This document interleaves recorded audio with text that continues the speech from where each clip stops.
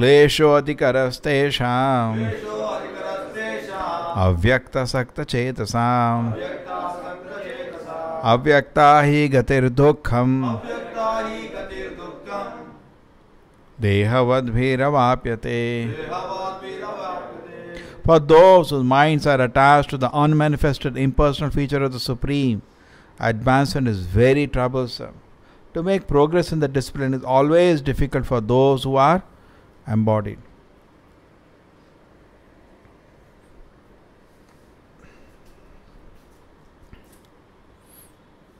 So how this chapter started? This chapter started with Arjuna clarifying a question. Krishna, there are two kinds of people. Some people meditate on your personality and they serve you, they worship you. And there are some people who do not meditate on your personality, but imagine you have something which is all pervading, impersonal, without any form. The first class is called Bhakti Yogis and the second category is called Jnani Yogis. Which is better? So the Dvaita Advaita debate has been there since long time. That's why Arjuna is asking this question. Prabhupada quotes Srimad Bhagavatam and he says, Bhejire munyo avagra. This comes in the first canto. Bhejiro munyo avagre. That is a famous verse. It says in the beginning, everybody used to worship the Supreme Lord. So Prabhupada says there that actually this impersonal meditation is a later addition, not in the beginning. We see Brahma, we are already singing Govindamadi Purusham Tamaham Bhajami, his worship. And Lord Shiva says Aradhana Sarvesham Vishnu Aradhanam Param, worship Vishnu, that is the highest. So this impersonalism is actually a later addition. It is more of atheism applied to spirituality, you come to impersonalism. When your spiritual approach gets polluted by envy to the Lord and atheism, you bring out a very funny thing called impersonalism, which is today very popular and promoted by so-called so many Swamis. Correct? What is it? This impersonalism. Basically, they try to project material things on the Lord.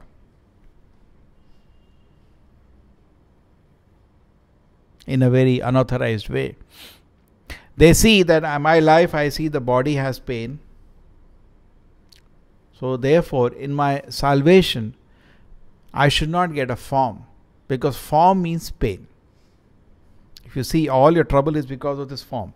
All the pain I am getting because of this body. So they realize that in my salvation, in my spiritual perfectness, in my moksha, in my mukti, there should be no pain. Therefore, this is called Angur Khatte.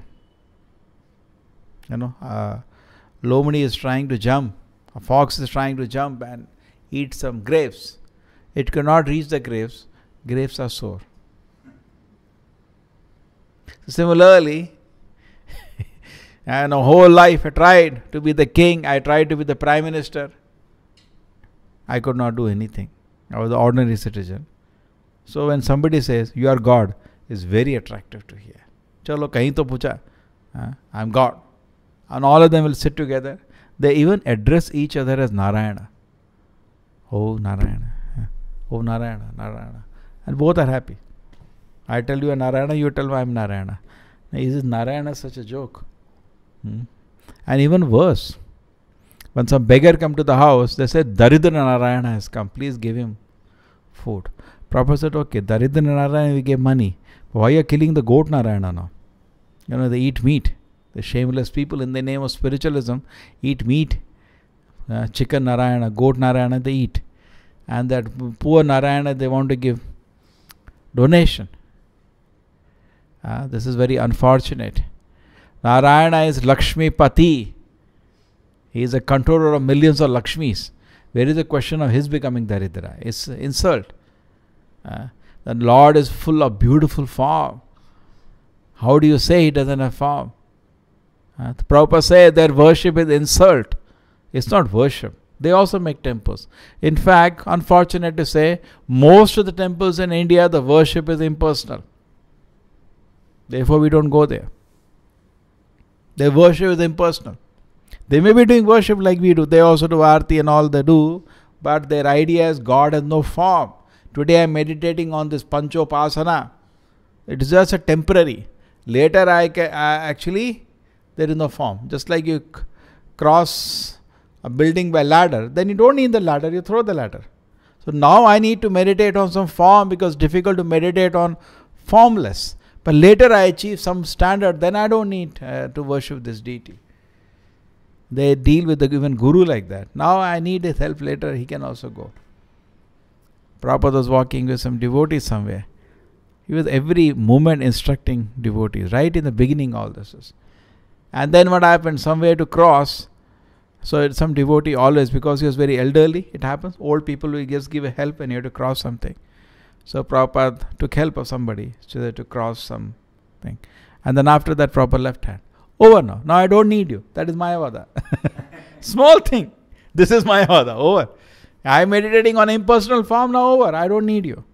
I was using a guru to become Narayana. Once I become Narayana, what I have to do with guru? So even their guru, their deity worship, everything is time gap arrangement. Even their bhakti, bhajana. Now over. Now no bhajan needed. Over. Now I need bhajan. Now I have to become Narayana. But it is actually not correct. Prabhupada said this worship is insult. We have discussed it many times. If I say you are Gunga, you are Behra, if I say you are deaf, you are dumb, you are lame, is it worship or insult? Say obvious, it's an insult. You are blind, you are deaf, you are dumb, you are handicapped. Is it worship? Oh my Lord, oh handicapped Lord, oh my Lord, oh deaf Lord, oh my blind Lord. And it's very unfortunate. And 90%, more than 90% or 99% people in India, this is their worship. What is this worship? This is an insult to the Lord. Shastra says is Shyama Sundara. Is so beautiful. And then what happens when you remove the beautiful form of the Lord, then he has to meditate on, he meditates on the material forms. Correct? Actually, in the name of spiritualism, person cannot practice. This is very difficult to practice. I need to meditate on the form. You've taken away the spiritual form of the Lord. Then what do I meditate upon? I meditate on material forms. I become a first class sense gratifier, even though I came to spiritualism. Because how much we can sit on this Tattvamasi, Tattvamasi, Tattvamasi, how much you can sit on that? I am that, I will get bored of that. You need activity. And because there are no spiritual activities, we see all these swamis descend down, degrade down to welfare activities. That's all they can do. Bas. You said Brahma Satya, Jagat Mithya. That is their philosophy. Jagat is not Mithya, it's wrong philosophy. Correct? They say Brahma Satya, Jagat Mithya. Let us take their argument itself because they are in majority. Let us critically analyze them. So they say that Jagat is Mithya. Now if Jagat is Mithya, then why you are so excited in social welfare work? Because you need some activities. Prabhupada says actually they get bored of that I am soul, I am soul, I am soul. They get bored. And after you get bored, you want some activity. They have idle mind, devil's workshop. They don't do devilish activity because they give up sense gratification. They are in Sattva-guna. That much credit we have to give them. But then they get into social, सात्विक activities and social welfare activities. बच्चा भूखा मर रहा है, इसके पास कुछ नहीं है, गरीब का हॉस्पिटल बना दो. Correct?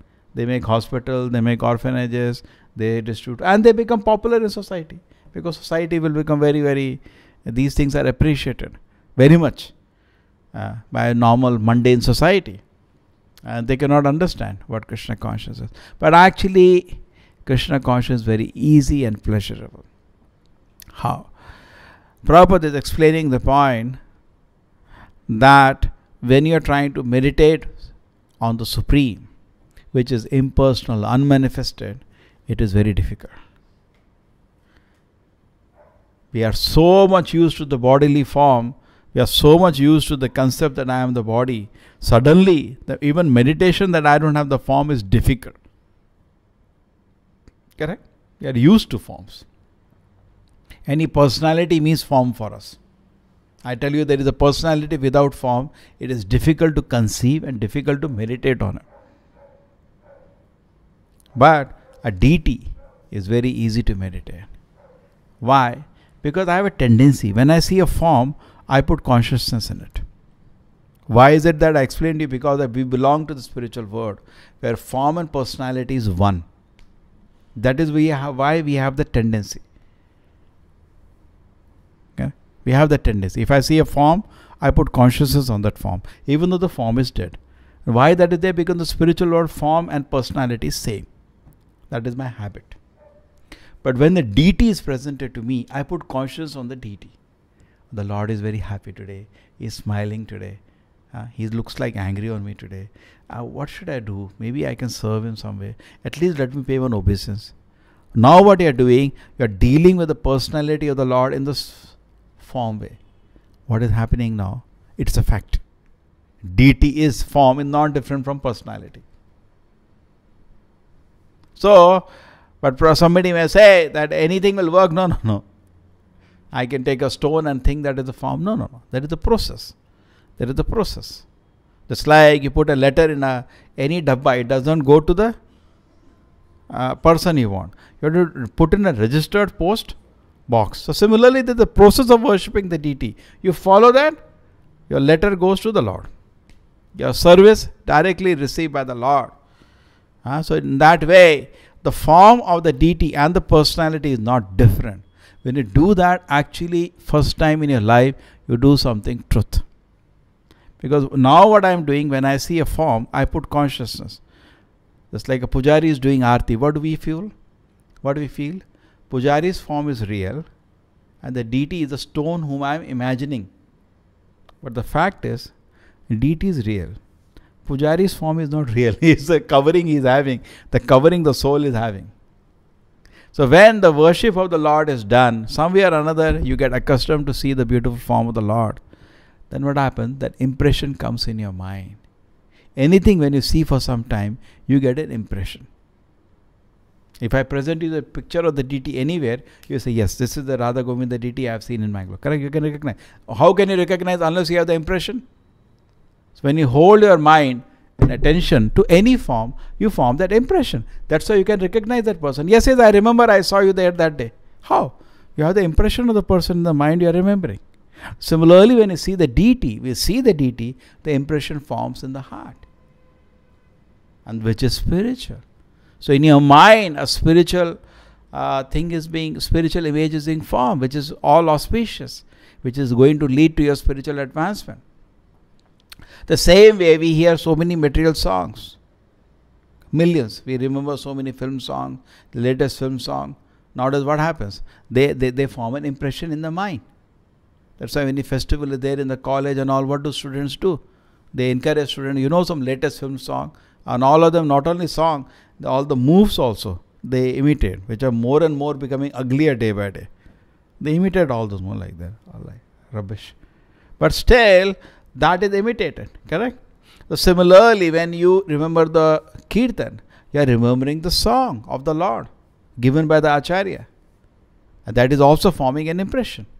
If anywhere, somewhere you are there, I will sing. In that tune, I will sing that song. You immediately remember. There was an example of Gajendra. When Gajendra was in trouble and his life was at risk, he remembered the prayer he used to offer as Indradumna Maharaj. He used to offer in his previous life. He remembered that. And that prayer he recited to the Lord, even in the elephant's body. May not be spoken from the mouth, but in his heart, he repeated the same prayers to the Lord. Beautiful prayers. So Prabhupada said, chant Hare Krishna mantra nicely. Next time, even if you become animal, that you remember that prayer. You'll remember. Are Gajendra remembered, you'll also remember. Just like I was telling you, somebody told very nicely, just like Draupadi's prayer, Krishna never forgot. Krishna always remembered. That she said so feelingly, Govinda. Similarly, say Hare Krishna. Krishna will not forget. Once you chant feelingly, that will be a Krishna will always remember. Okay, so you take all aspects of Krishna consciousness are very easy to follow. It's very easy to practice Bhakti Yoga. Jnana Yoga is very difficult to practice. That's like take one more example, Prasadam. Now we take so many items, we eat. ठीक है ना? A Gyani cannot eat. Gyani, what he will do, you give him, what is it? Mangal Arti sweet? Rabadi. ठीक है? You give him rabadi, you give him sabji, you give him rice, chapati, pakora, all these things you give him. He will not eat. He is scared of variety. He is scared of variety. Because for him, absolute truth does not have variety. But for a devotee, it's not like that. Absolute truth is full of variety. A spiritual variety. So when prasadam you are eating, it is not material variety, it is spiritual. That variety is material as such, but because it is offered to the Lord, becomes spiritualized. Now you see the variety, you enjoy the variety, you are enjoying spiritual variety. It is taking you spiritual advancement. You take a gulab jamun, so nice, you are advancing spiritually. You look at the beautiful form of the deity. A devotee says, so beautiful. Today, sometimes happens. Okay, Hamara to we are simple. Sometimes there are big temples of ISKCON. Like Vrindavan, Mayapur, you see the decoration, you become so beautiful decoration. When you are appreciating that, you are advancing spiritually. You are appreciating the Lord. We give people prasadam. Correct? We go and distribute prasadam. People say, very nice. He's advancing spiritually. He's appreciating Krishna. So which is simpler now, the Jnani process or the Bhakti process? Bhakti process is very simple. But because we hate Krishna, we people tend to go for Jnani process. Because why? I tell you one other example. Somebody comes to temple. What we will tell? You are nothing. You are nobody. I am this. You are nobody and you are nothing. It's not very encouraging to hear. You are nothing. Once Prabhupada was telling in the class 3 times, you are nothing. You are nothing. You are nothing. Means you are so insignificant. Because he can see the Lord is so glorious. And what the Mayavadis tell you, you are Narayana. You are moving sun and moon. Now which is attractive to hear? Second one is attractive to hear. Because I hate the Lord. Whole life I am hero. That's what everybody is going around. You are hero, and whole life is hearing that.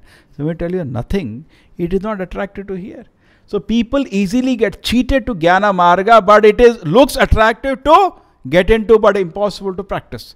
I am not saying, Krishna is saying. Klesho atikaraste, it is kashta only. Avyakta sakta chetasam.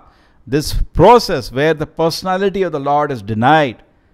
Avyakta means you are not accepting the personality. It is very, very difficult to practice. Avyakta hi gatir dukkha. It is full of pain. So Prabhupada is saying again and again, don't get into this process. Reject this process. It's not that they think they are only knowledge. Bhakti yoga is so simple that child can also practice.